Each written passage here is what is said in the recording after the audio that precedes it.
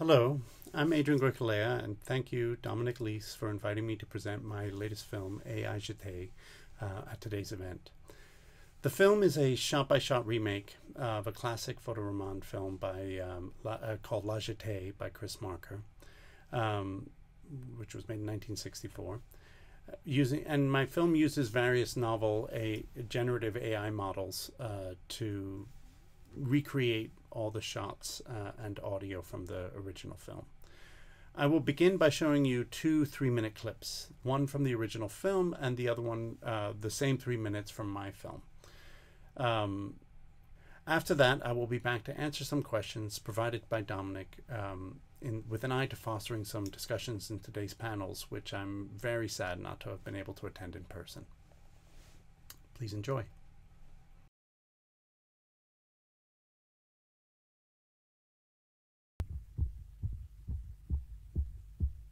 On the 10th day, images begin to ooze like confessions. A peacetime morning.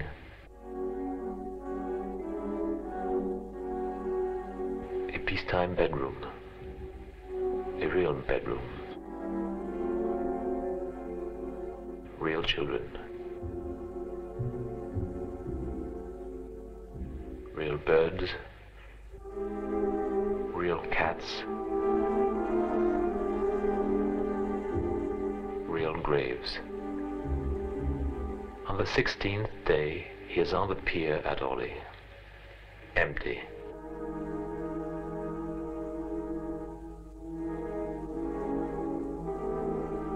Sometimes he reaches a day of happiness, but another one. A face of happiness, but another one. Ruins. A girl who could be the one he is yearning for. He crosses her path on the pier. He sees her face in a car, smiling. More images pour out and mix. The museum. Perhaps the museum of his memory.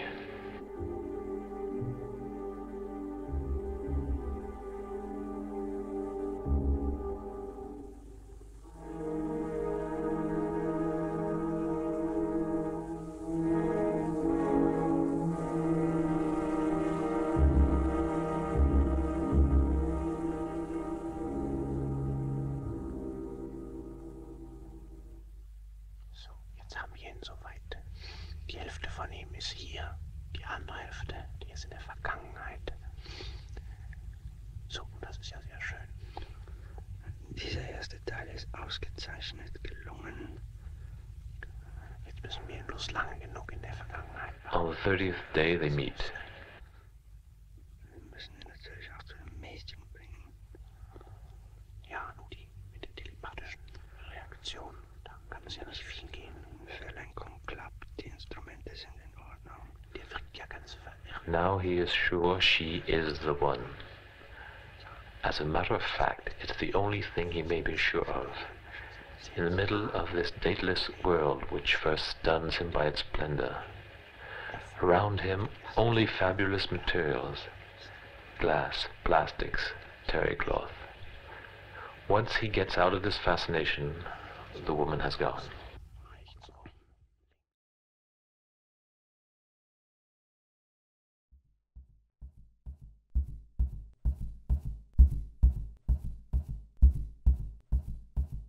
On the 10th day, images begin to ooze like confessions.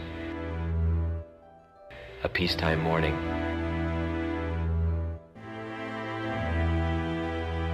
A peacetime bedroom. A real bedroom. Real children. Real birds. Real cats. Real graves. On the 16th day, he is on the pier at Orly. Empty.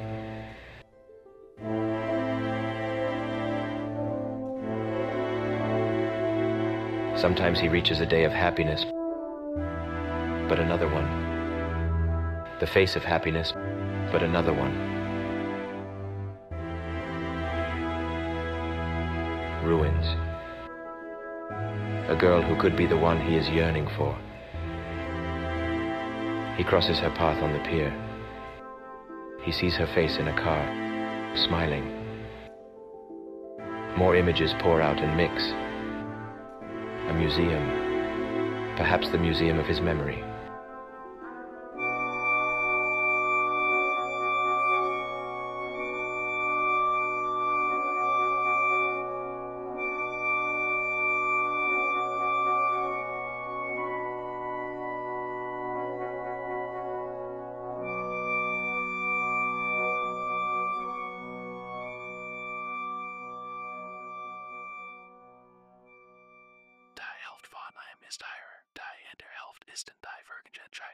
Durch die Tonmischung Word die Lotzig des Effekts Ton den Menschen fällen scharfe Tschnitten am Einseitverskipung oder Unterbrechung im Prozess and Usagen.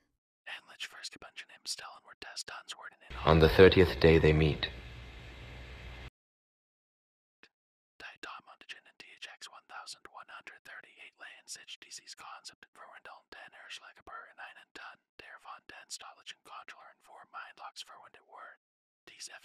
Now he is sure she is the one.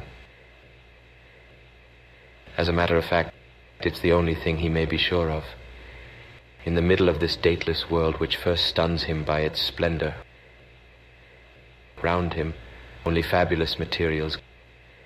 Glass, plastics, terry cloth. Once he gets out of this fascination, the woman is gone. Okay, so first question by Dominic. Please provide a brief description of a creative process in remaking La Jetée. Well, I would like to begin by just saying that I was inspired by two different films. One, Gus Van Sant's shot-by-shot remake of Hitchcock's Psycho, and the other one, perhaps more less well-known but equally amazing, which is a film by Jennifer Proctor that where she recreated shot-by-shot the classic sort of seminal found footage film by Bruce Conner, experimental filmmaker, wherein she recreated all the original film was used found footage from a lot of sort of educational films and newsreels and things like that. She recreated all those shots from the original found footage film, but used YouTube by searching through YouTube and trying to find close approximations to the original films, original shots. So inspired by that idea, I thought it would be interesting to remake La Jetée using generative AI to recreate each of the images. So the process involves using Midjourney, mostly for the images, Midjourney version 5, wherein I would use an image from the film as a prompt, an image prompt, and then write a description as well, because you have to have both. And there's some sort of technical stuff that goes in afterwards, but basically image and text. So the image and then a description of what that image is and a description of how I want it to look at the end. And so there's things like film grain and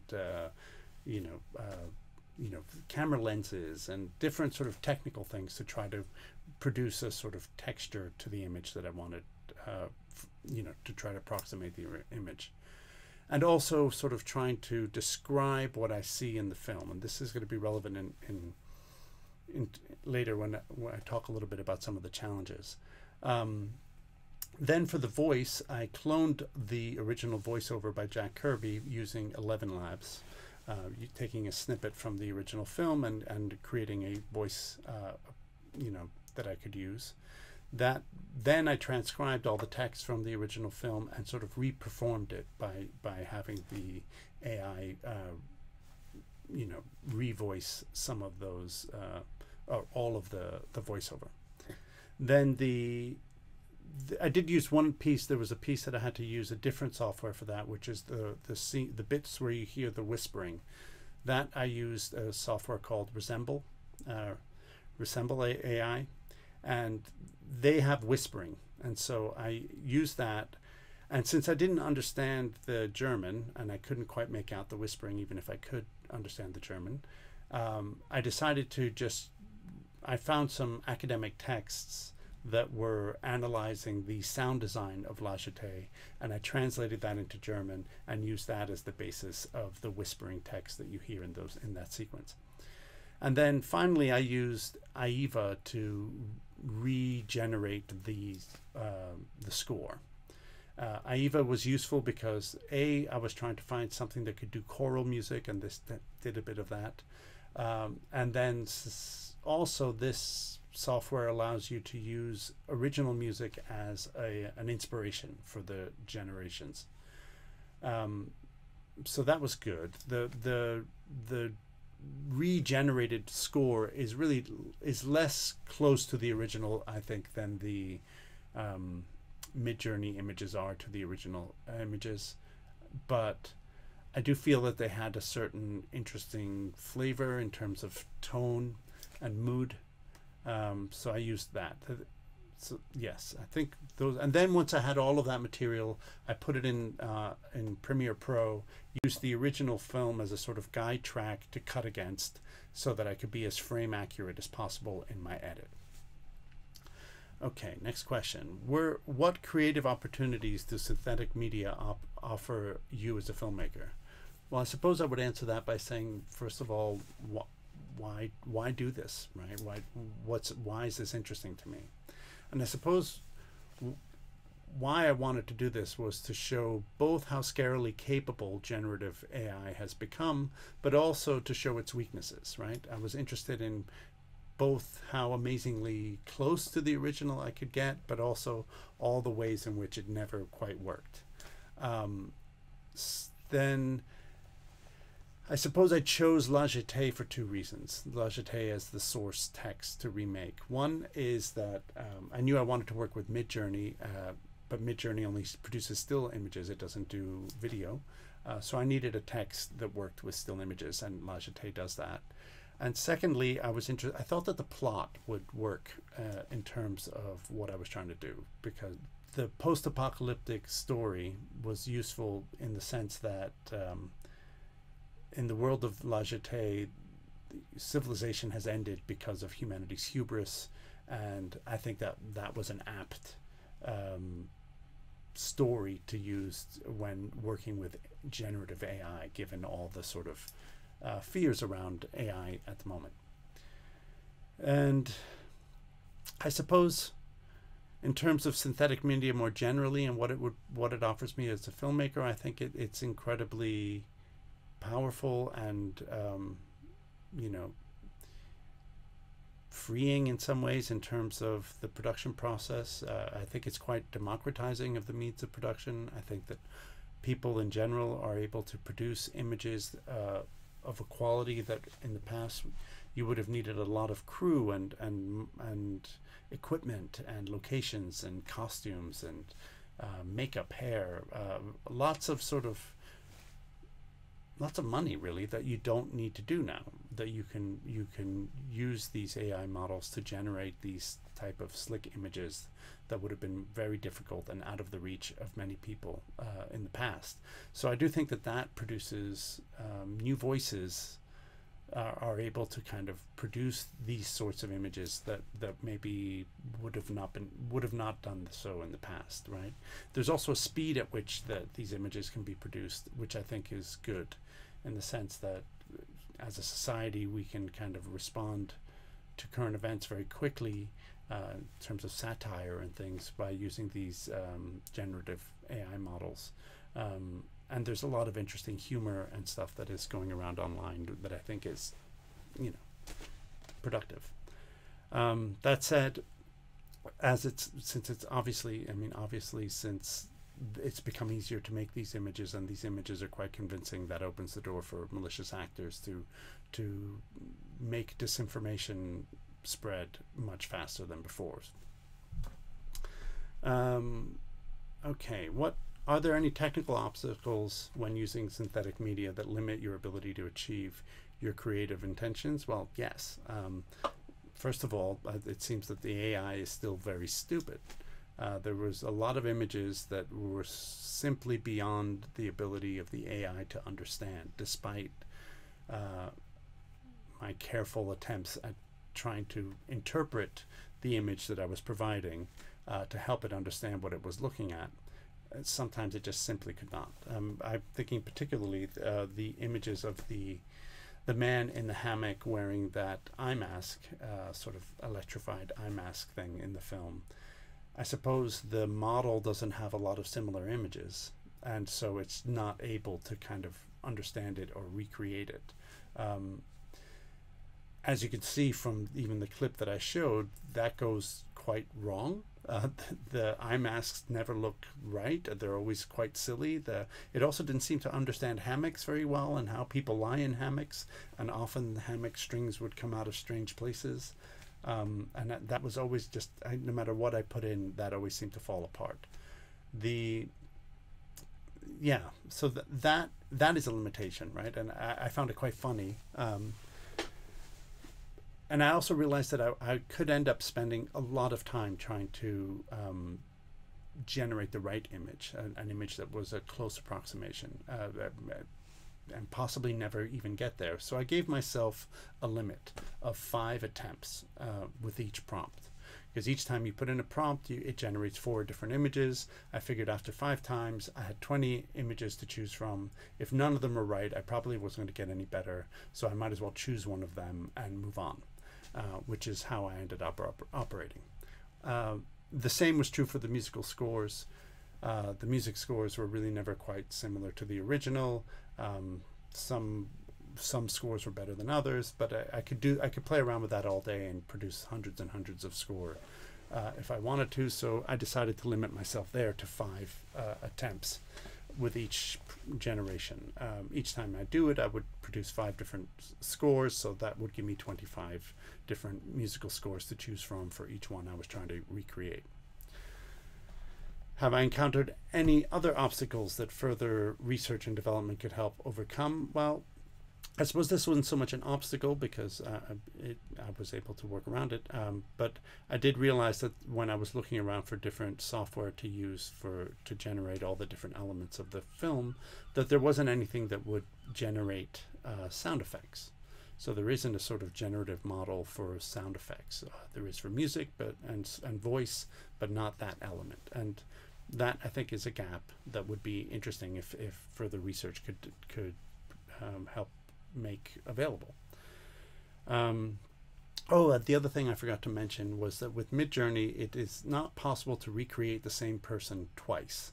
So what ended up happening in the film is that it seemed like, when you have a film that has characters that repeat over various images, I wasn't able to recreate those people more than once. So the film, rather than having particular people that are the main characters that we're following, it seems like from shot to shot we're seeing variations of that person. It's as if the original cast also brought in a whole bunch of different cousins. It's like a cousin of the original person, and lots of different cousins are showing up.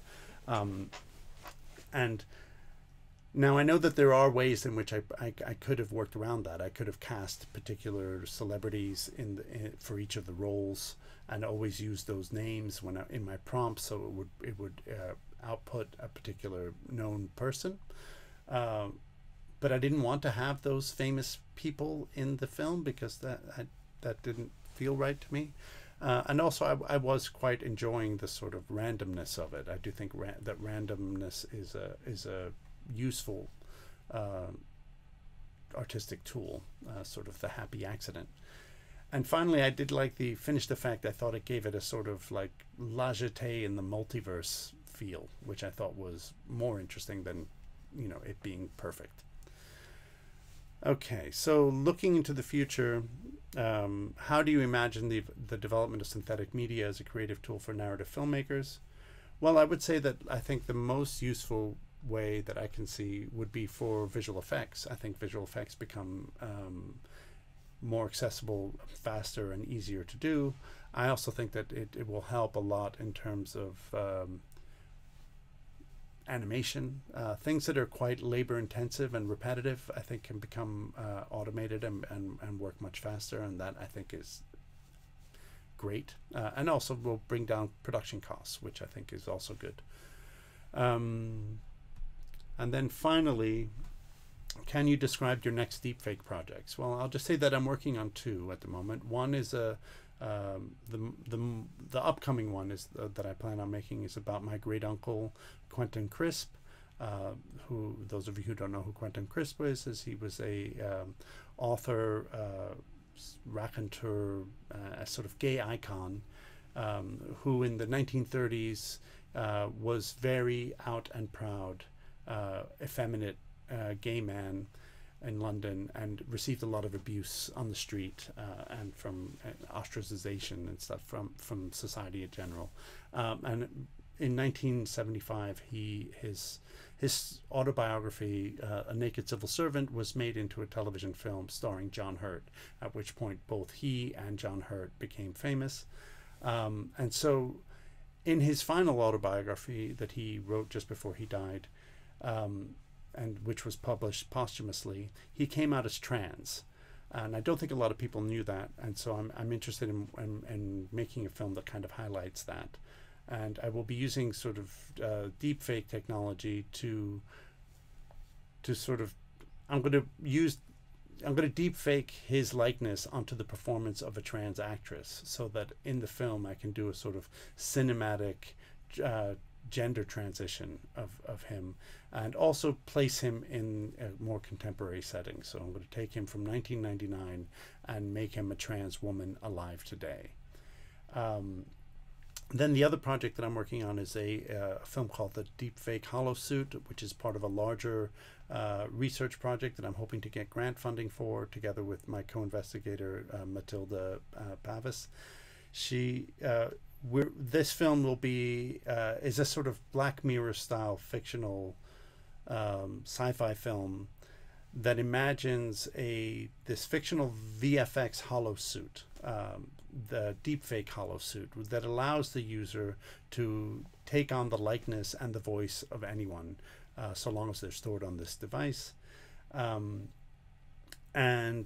the story centers around a aging Hollywood actor who's who's shown this technology on his latest blockbuster epic, and is so impressed with it that he decides to borrow it for the evening so that he can spy on his younger estranged wife.